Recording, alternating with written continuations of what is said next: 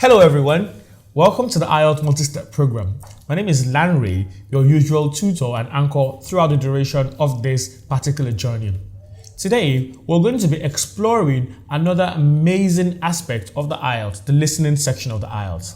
Now, I know, right? For most of us who are Africans or who are non-native users of the English language, listening seems to be like the toughest area for us in the IELTS. I get a lot of complaints from people who watch, from our subscribers, from our clients, from those who have even attempted the test. They tell us that this listening section is quite difficult for them. They either cannot hear what they're saying, or the recording is too fast for them, or the questions are too foreign or too strange for them. This video is specifically meant to address the concerns that you have raised.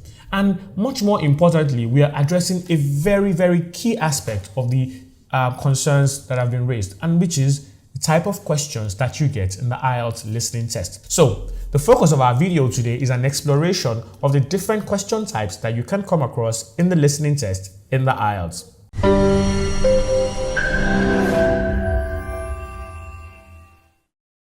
Before we begin, what exactly is the listening test all about? In the listening test, it is a receptive skill. Here, you are expected to extract relevant information from a given recording to answer the questions that have been said for you.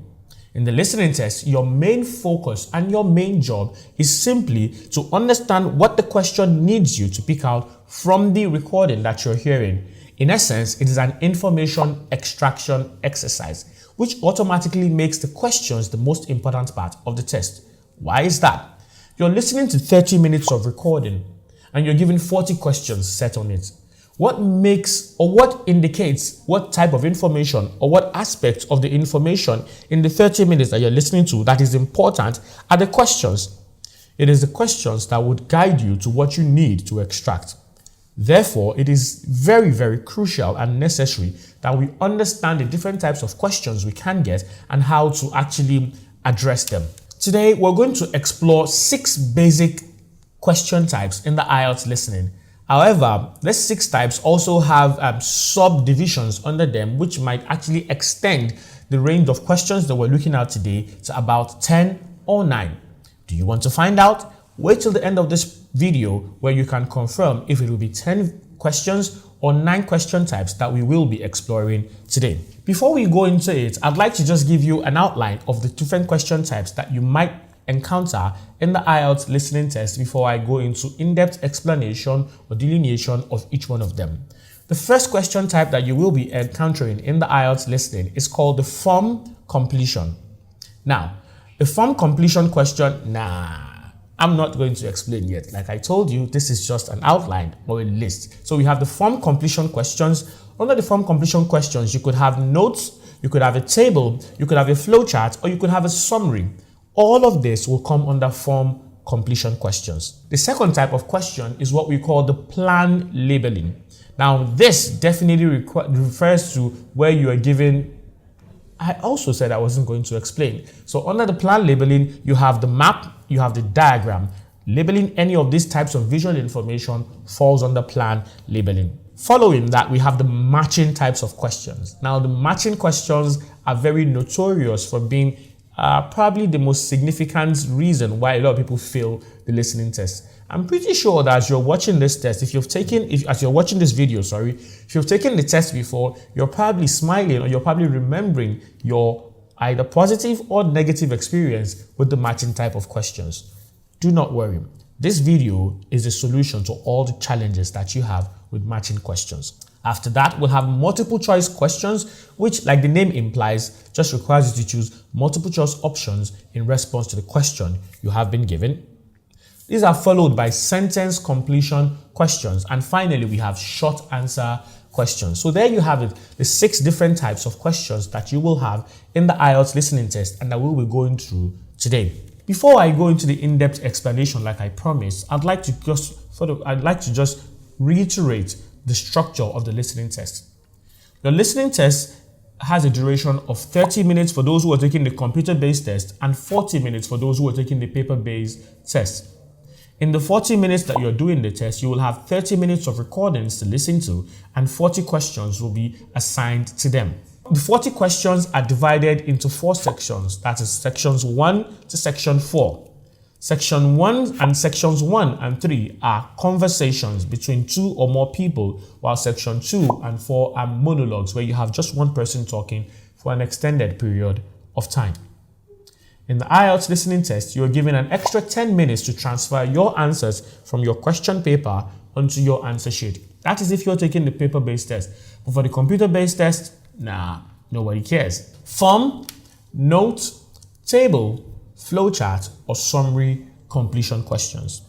In this type of question, you will be given a form, a note, a table, a flowchart, or a summary, and asked to complete the listening information, and asked to complete it by listening to the recording and picking out details from it to actually answer the questions. Most times, the form or note completion questions usually range between monologues and conversations.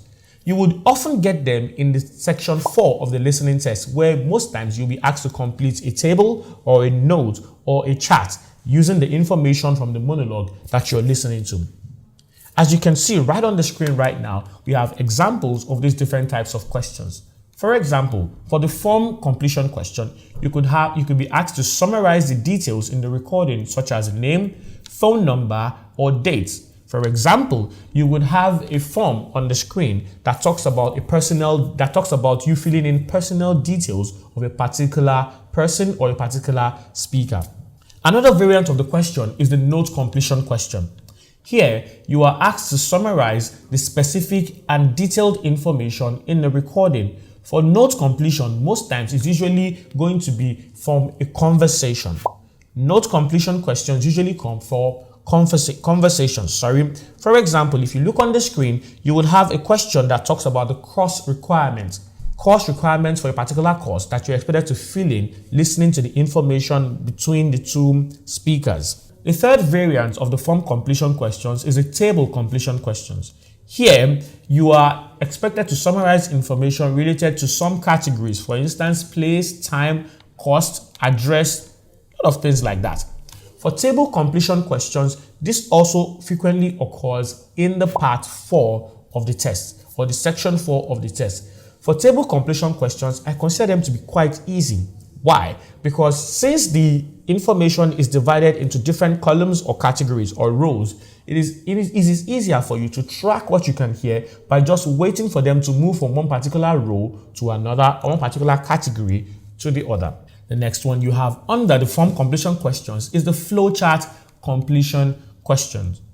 Now, a flowchart completion questions requires you to summarize or to extract details about the process with particular steps displayed by arrows. So in a flowchart completion questions, you're going to have arrows that point downward, indicating the sequence of a process. For flowchart completion questions, they are quite easy because the questions or the details you're listening to will always come in the sequence in which this flowchart is presented. The final type of form completion questions is what we call summary completion. Here, it could also be called summary paragraph. So here, what they do is to take a part or an excerpt from what you are hearing, and they summarize it, and they expect you to fill in the information that completes that summary. Here, you are responsible for filling in the gaps in a given paragraph. Notice that your answer must meet all the requirements about spelling, grammar, and word limits. What does that mean? When you're doing a summary completion question, please ensure that the words you're picking out from the recording that you're listening to must be grammatically correct. They must also align with the word limits given in the instruction. What do I mean by that? For all of these types of form completion questions, there would always be a word limit given to you in the instruction. It could be not more than 1 word, no more than 2 words, no more than 3 words, and or a number. Whichever instruction you get in the IELTS listening, please ensure you comply with it, especially when it has to do with completion questions. Please, I would like to reiterate again. You will choose the best fit answer from the available ones or identify the answer yourself. Make sure that you use the word that you have heard to fill in the information, not the words coming out of your mind. The listening test is not an opinion-based test. every information that you need must be inside what you can hear. Another thing to bear in mind is that you should always remember to read the instructions very carefully. Like I said before, this is a reiteration of that, because the number of words or the numbers are allowed to be, you're allowed to utilize will vary. The number of words you're allowed to utilize will vary. It could be one word, it could be two words, it could be two words and or a number. Candidates will be penalized if they write more than the stated number of words permitted. Therefore, for each task, you had better notice to check the word limit. Contracted words such as am, that's I''M, or I will, I''L, I'll, will not be tested, so there's no need to worry about them. Hyphenated words such as high-tech or lightweight will be counted as a single word. This is important. Hyphenated words will be counted as a single word. The example I gave was high-tech. High-tech will be counted as one word, not two words. Now, if you want to write lightweight as two different words, write light, leave a space and write weight. That will be counted as two words. But if you write them close together, in close proximity with no space separating them, it is one word. Or if you write them with a hyphen separating them, it is one word. The second type of question that we'll be looking at today is what we call the plan labeling. For that, I told you that this type of question is about completing a plan. For example, it could be a plan of a building, it could be a plan of a factory, it could be a plan of a bridge, or a map, especially of a place, of a garden, of a park, or a diagram, usually part of a device. Now, there will be some answers for you to pick out. What they do here is that they give you a series of questions that are labels for each aspect, for each thing that has been noted in the question. Your job is to pick which correct label goes where. First and foremost, let's learn about what plan labeling has to be about, or what plan labeling is about. The content of the listening recordings is usually non-academic, right? They may give you an introduction about an event or about a structure or about the plan of a building. For example, a trip to a museum, a gallery, or a school. If you look on the screen right now, you would have a map of a particular garden or a map of a particular place, like an ancient castle. So for map labeling, the second type is map labeling.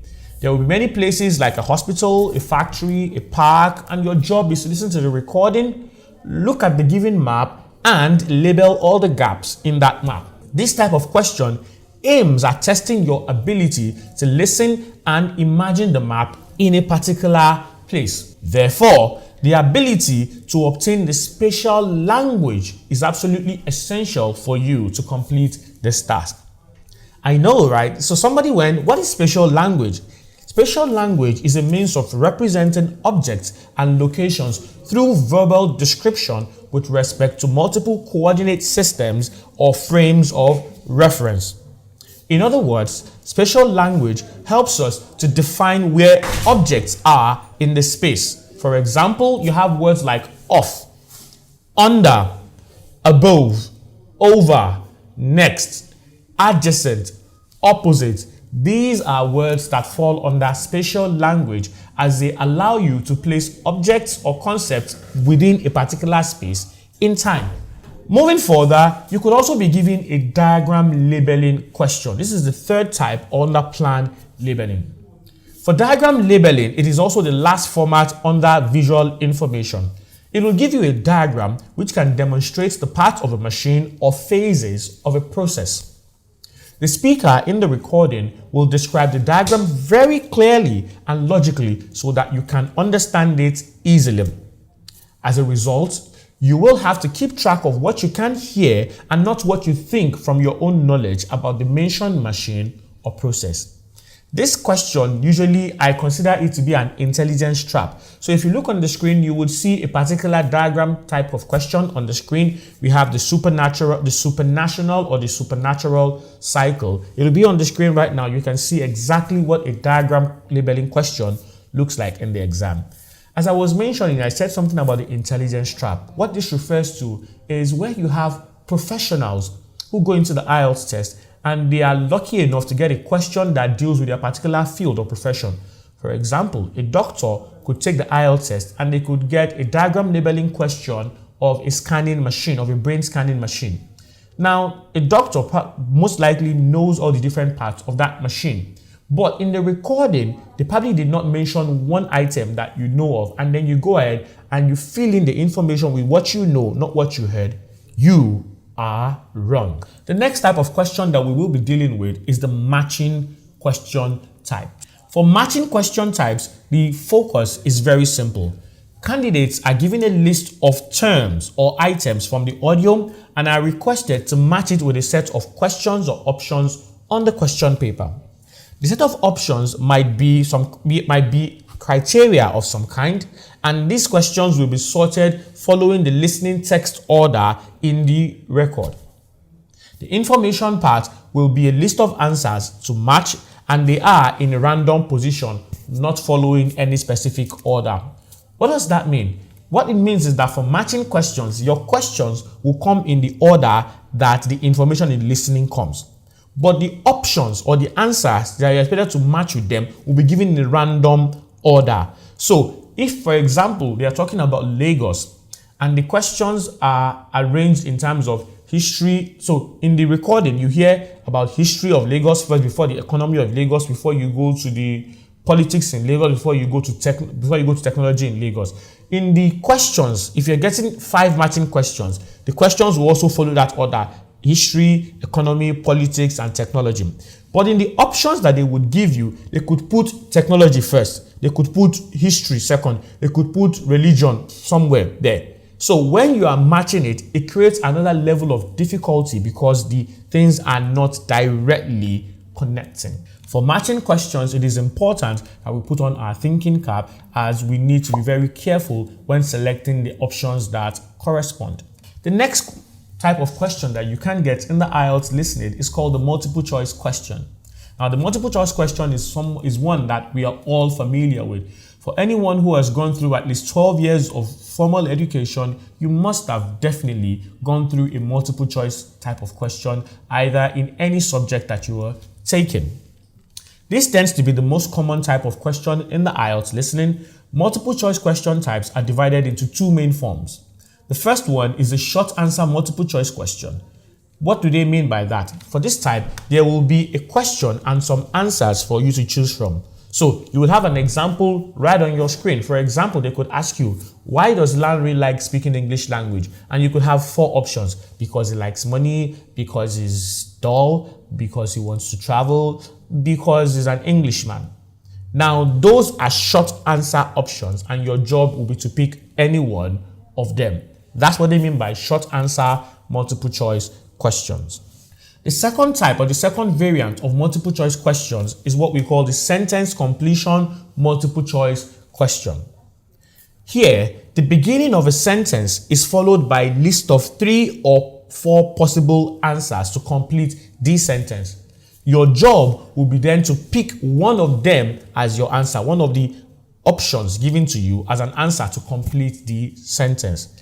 Like I mentioned earlier also too, there's an example on the screen for you to see exactly what a sentence completion question looks like. In some cases, you will have to choose more than one answer.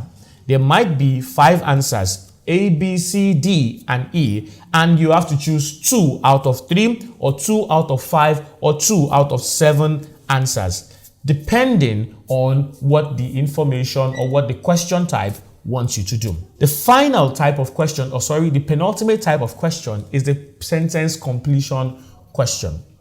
What you need to know about the sentence completion question is this. Here, you have to read a list of sentences that summarizes the main idea of the whole listening text, or just a section of it. Then, by listening to the recording, you will then fill in the gaps. The word limit will be brought in as no more than 1 word or a number, or no more than 2 words and or a number. For sentence completion, you will be given a list of sentences, and then you'll be asked to complete those gaps in the sentences as you go further. Just as mentioned before, you should definitely check the word limit very carefully. One of the skills you need for this type of question is the ability to identify the main idea of the listening text. As to do that, it is essential that you grasp the content through the relationship among the sentences and the sections in the recording. For instance, the cause and effect relationship, the problem-solution relationship, the advantage-disadvantage relationships. These are relationships that show the connections between information in a listening text. Finally, and the last of the type of questions that we're going to be exploring today is the short answer question. This type of question requires you to listen to information, right? And then to write the answer that you hear in the number of words that you have. For this type of question, you will definitely need to be very careful about the word limit that you are given. Is it more than one word? Is it no more than 2 words? Is it no more than 3 words? It is very important and crucial that you consider this when answering short answer questions. To do this type, you need to practice the skill of listening and absorbing specific information such as time, cost, place, amount. Those type of information are quite important for short answer questions. Another type of detail that you need to be very focused on when you're doing short answer questions, especially in the section 1 of the listening test or part 1 of the listening test, is names. Any name that you hear that they've taken the time out to spell out is definitely going to be relevant in the course of answering the questions. Please be very, very careful about how you answer the questions in the IELTS. Subsequently, we will do more videos to deal with each aspect, each of these question types, where we would explore them in depth and share solid, surefire strategies that have been tested and have been used by thousands of test takers all over the world and have been confirmed to be successful. The IELTS is a very, very easy test. What makes the IELTS difficult is the unfamiliarity. You are not familiar with the test, hence it becomes difficult for you. How do you surmount that challenge? Practice. Another reason why the IELTS is difficult is the time allotted to you. The time is usually not enough. So you need to build up your speed. How do you do that? Practice. And the final thing that makes the IELTS difficult are the things that are beyond your control. How do you solve that? Pray? Nah, practice also too. I'll join you next time to share more success tips for the IELTS. Stay tuned, subscribe to our channel, and do know that it's very, very possible to pass the IELTS.